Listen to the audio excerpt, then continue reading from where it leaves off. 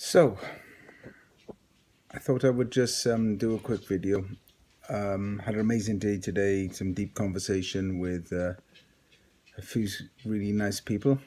Tobias was over, really nice, and Thomas and Marlin. She hasn't seen her since she's had her baby, which was really nice. And we were all sitting around and talking. Oh, Helena, sorry, Helena, and the babies. And the kids, they all came over. And we sat down and had a bit of fika, which is like a bit of cake and some tea. And we got talking about some really amazing things. Let's move this camera around. Some really deep conversation about the spiritual practice and the spiritual pathway and how that has a big effect over you. My dog's being really noisy in the background because he's so and I thought something I really wanted to talk to, and it's been on my mind for a day or two, and I keep getting a message that I've got to talk about it, about identity, and basically how identity has a big effect on us. Identity is a kind of funny thing because as soon as you say identity, we think of how we identify ourselves, but there's so much more to it than that. So we can start with nationality and culture, basically where we're born. I can say I'm Welsh, but really, first and foremost, I'm human. And there's a song by the Beatles that kind of makes me really get to think about this a lot. It's by John Lennon and Yoko Ono, and it's called Imagine. You may say I'm a dreamer, but I'm not the only one. I love that line in there. So, that really makes a lot of sense. So I just wanted to say, if we were able to be less attached to identity, culturally, country-wise, and less offended by the criticism of that, because realistically we're just human beings just living in this world, just kind of, we're not really that different. Culturally wise, we might eat slightly different foods, or we might have slightly different colored skin, or we might, drink alcohol, not drink alcohol, and coffee and tea, and there's so many different things we can say we identify as ourselves, but really none of them are truly what we are. We're so much more than that. We're a consciousness first and foremost. We're conscious of us and our actions, and we're conscious of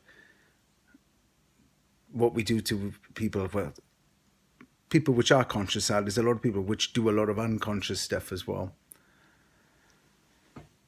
So identity, really have a good think about that. Have a good think about your identity and how that has an effect on you and the people around you, and sometimes how you can be too adamant about your identity and think it's more important than what it is.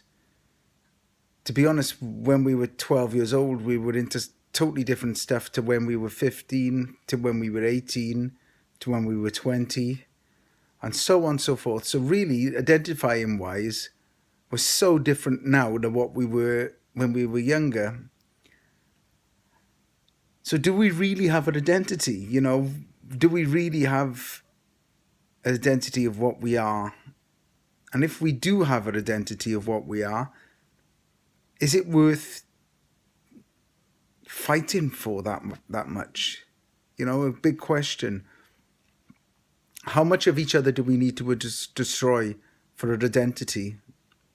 Because I think most wars are caused by identity, religious identity, by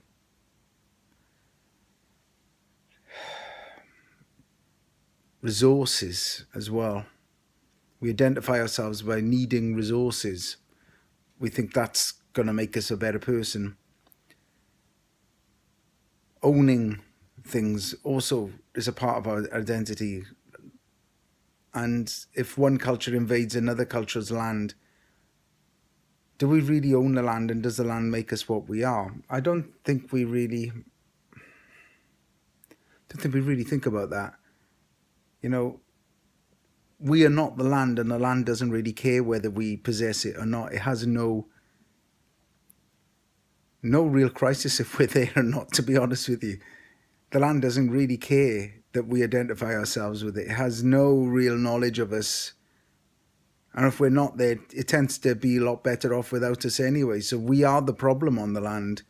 So killing each other over that bit of land is quite pointless, really, isn't it? You know, the land doesn't care.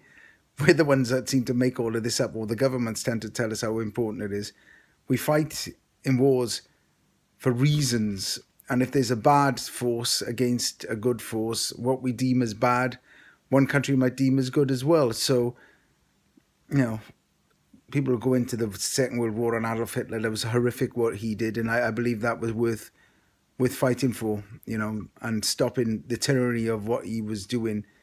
But there's so many wars fought over things now these days, which, you know, oil and riches and territory, and that is wrong, and we're doing it for all of the wrong reasons. To fight for freedom is one thing, but that freedom doesn't truly exist either, does it? If we say we're free men, it means I can walk onto a piece of land with the right intention and build a temporary dwelling and live and survive there. And if I'm surviving off a stream and drinking water out of a stream, and there's plenty of firewood around me in the forest, and I take a minimum amount of wood to burn a fire and build my dwelling, and there's enough natural resources of food there for me to survive, and I'm not taking more than I need, what does that have to do with the government? When you really think about it, we're told that we can't take the water, we can't do this, we can't do that. So we're not really free men anymore. So this whole concept of fighting to be free men also is a crock of shit. Really, if you want to fight to be a free man in yourself first. That's the first thing you need to fight for. So, after the amazing conversations with Tobias and Thomas at the table today, and the girls as well, it was really nice. I wanted to say thank you to them, and it was inspirational. I wanted to keep this video short enough. Coming up to like 7.5 minutes now, and I want to kind of nip it in the bud because I think it's important not to go on too long. But just have a really good think about your self-identity and how much of it is you and how much of it was given to you. Truly, are you an individual? Are you really an individual? To be an individual means to be what you've decided to put within yourself. And on that note, I want to say, God bless you all, and a big kiss from Namaste Nick, and I hope you have a wonderful evening. Bye-bye.